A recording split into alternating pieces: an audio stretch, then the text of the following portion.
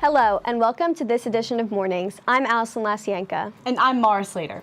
First up, congratulations to Odyssey of the Mind, Team B, for coming in first place at state finals and advancing to world finals. And congratulations to the North Monco and North Penn Robotics team, the Gear-Ass, for coming in 15th place out of 125 schools in the Mid-Atlantic Regional Championship. They qualified for the World Championships in Detroit, Michigan. We'd also like to say congratulations to the North Penn Stars, Anoop Bhatt, Pradyat Yadav, Bridget Joseph, Allison Yang, Push T. Desai, Shri Patel, and Ethan Baker for their accomplishments at the Delaware Valley Science Fair. And the North Penn FBLA team traveled to Hershey, Pennsylvania for the annual FBLA State Conference. There, the team placed in the top 10 spots in 13 categories. North Penn placed second in the advertising event, banking and financial systems event, mobile application development event, and the global business event, and senior Kashev Patel placed first in the agribusiness event. North Penn Junior Logan DeBill was selected as the Pennsylvania FBLA president for the 2018-2019 school year and received endorsement to run for FBLA national president. Senior Jake Lobrack was also one of 3 students in the state that was selected to intern with the AV production company at the conference. Congratulations to the members of FBLA on a great conference. From the sweetest place on earth to the happiest place on earth, we take a look at this year's senior class trip through the lens of North Penn News reporter Kira Crosby.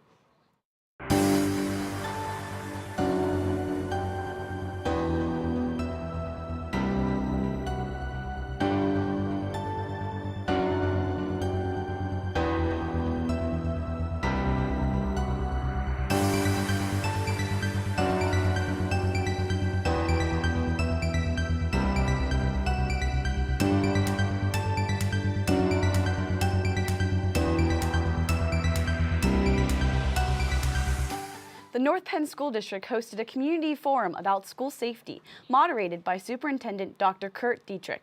The forum featured Chris Durr, North Penn's coordinator of emergency management and safe schools, who provided an overview of our school safety efforts and security measures.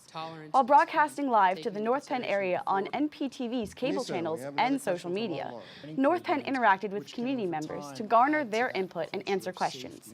Audience members and those at home could interact with local law enforcement, county safety officials, mental health experts, and school board members. If you missed the forum, you can watch it on YouTube. Our district knows that improving the mental wellness of our student body is a vital aspect of creating a safe environment. With that in mind, Kevin Hines will be back to North Penn to share his story with the North Penn community on Thursday, April 26th at 7 p.m. at Pembroke Middle School. He delivers an honest yet hopeful message to his audiences that North Penn invites all community members to hear. It is National Library Week, and the North Penn community would like to recognize the amazing resources that our high school library has. The IMC has something for everyone with its wide variety of books and activities for students. Our staff is also always there to provide students with academic help. Take a moment today to appreciate just how special our school library is. Mr. Brumbaugh is back to test your geography knowledge. Your question is, what is simultaneously the easternmost and westernmost state in the United States? Remember to tweet your answer at NPTV using the hashtag Brumbaugh. The North Penn baseball team now has dugouts, but they weren't built overnight. North Penn News reporter Anissa Gardizi has a story on how a community came together to build them.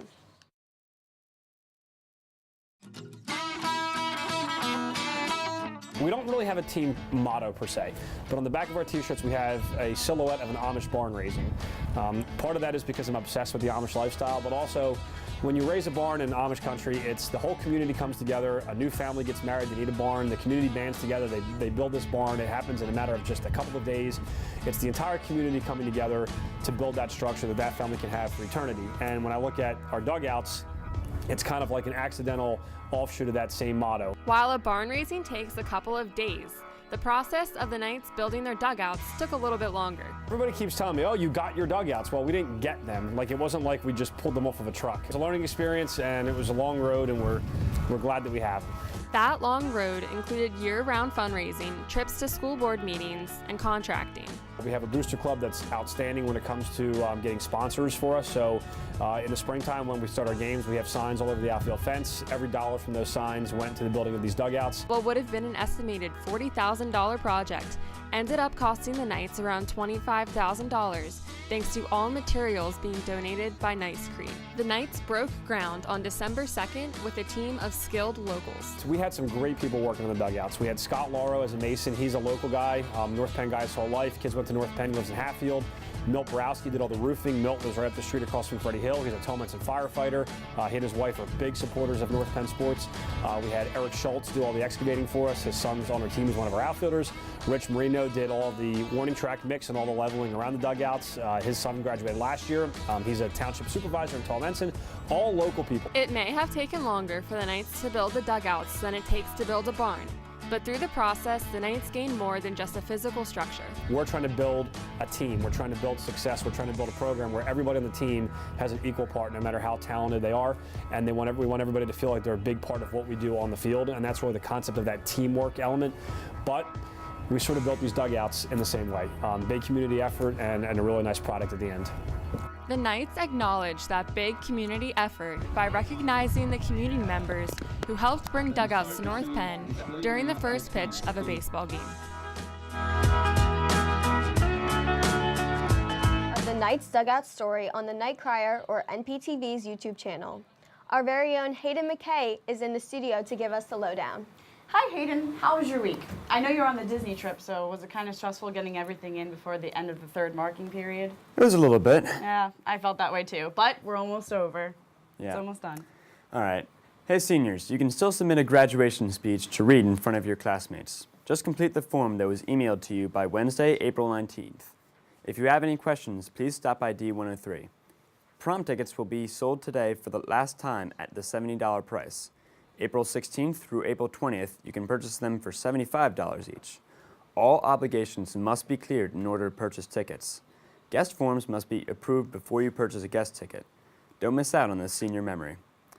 The Giraffes robotics team are holding a pancake breakfast at the Cannoneers Sportsman's Club from 9 to 12 on April 21st to raise funds to get to the World Championship in Detroit. Minithon is tonight, and Krisha Patel is here to share some important information. Hi guys, so my name is Krisha Patel and I'm your 2018 Minithon co-chair. So for tonight I have some quick and easy information for you guys just so you guys know what's going on. So check-in will be at 6:30 through the sports lobby. Please make sure to have ID on you so we know who you are and also have your donor drive pulled up.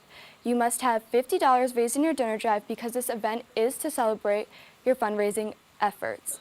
Overall, you should bring a reusable water bottle, wear your Minithon t-shirt, and you should also bring some money to buy some Minithon merchandise. Can't wait to see you all tonight to kick cancer out of this world.